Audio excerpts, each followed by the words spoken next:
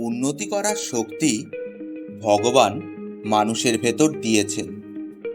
উন্নতির পথে মানুষ যত এগিয়ে যায়, আরও উন্নতি করার শক্তি তার ভেতর সে পায়। উন্নতির পথে যেতে যেতে কোনো কোনো মানুষ আটকে যায়, তার আর উন্নতি হয় না। পথে না থেমে যে এগিয়ে চলে সেই বড় হয়। এক কাঠুরে ছিল বড় গরিব। সারাদিন বনে সে কাঠ কাটত আর সন্ধ্যাবেলা গ্রামে এসে কাঠ বিক্রি করত। রোদ নেই, জল নেই, অসুখ নেই, বিসুখ নেই, রোজই তাকে কাঠ কাটতে যেতে হতো আর মাথায় করে সব কাঠ বয়ে এনে বিক্রি করতে হতো। তাতে যে সামান্য পয়সা পেত তাতে সংসার তার কোনো রকমে চলত।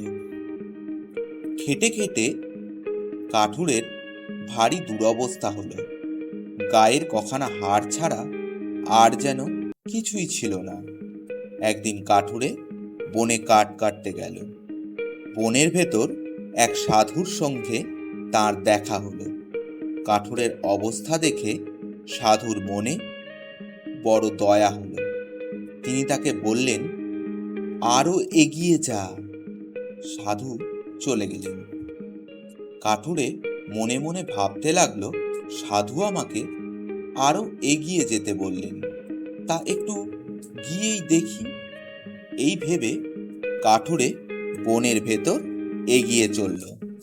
যেতে যেতে সে গভীর বনে উপস্থিত হলো। গিয়ে দেখল সেখানে শুধু চন্দনের বন। খানিকটা চন্দন কাঠ কেটে কাঠুরে সেদিন বাড়ি ফিরল। সাধারণ কাঠের চেয়ে চন্দন কাঠের 20 গুণ দাম। কাঠুরে সেদিন অনেক পয়সা পেল। তারপর রোজই সে চন্দন বনে চলে যেত আর চন্দন কাঠ কেটে এনে বিক্রি করত। সংসারে তার আগের মতন কষ্ট নেই। কিছুদিন পর তার মনে হলো, সাধু তো আমাকে এগিয়ে যেতে বলেছিল, আরো কিছু এগিয়ে গিয়ে দেখি না কি হয়। সেদিন সে বনে গিয়ে চন্দন বনের পর আরো এগিয়ে চলল। খানিকটা গিয়ে সে দেখল তামার খনি। খানিকটা কাপড়ে বেঁধে সে ঘরে ফিরে এলো।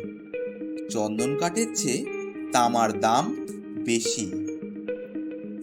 কাঠুরে অনেক টাকা পেল। তার মনে তখন কি আনন্দ! তারপর রোজ সে তামার খনিতে যেতে লাগলো আর যতটুকু বয়ে আনতে পারত নিয়ে আসতো। এইভাবে কিছুদিন কাটল। কাঠুরের অবস্থা আরো ভালো হয়েছে। কিছুদিন পর তার আবার মনে হলো, সাধু তো আমাকে এগিয়ে যেতে বলেছিল, আরো কিছু এগিয়ে গিয়ে দেখি কি পাই। সেদিন সে তামার খনি পেরিয়ে আরো এগিয়ে যেতে লাগলো। কিছুদূর গিয়ে সে দেখতে পেল এক রূপোর খনি। মহানন্দে কাঠুরে যতটুকু পারল রূপো নিয়ে বাড়ি ফিরল। দেখতে দেখতে কাঠুরে বড় লোক হয়ে উঠল। পাড়াপড়শিরা বলা বলি করত, কাঠুরে দেবতার ধন পেয়েছে। রূপোর খনির পর কাঠুরের মনে হলো, সাধুরের দয়ায় আমার অনেক হয়েছে, আর গিয়ে কাজ নেই। যা হয়েছে বেশ হয়েছে। কিন্তু আবার তার মনে হলো, সাধু তো আমাকে এগিয়ে যেতেই বলেছিল। না, আমি থামবো না, আরো এগিয়ে যাব। এইভাবে কাঠুরে রোজ খানিকটা এগিয়ে যেতে লাগলো। তারতে পরপর সোনার খনি, হীরের খনি, তারপর মণি, মুক্তা, জহরত সে পেল। আর কাঠুরেকে কে পায়?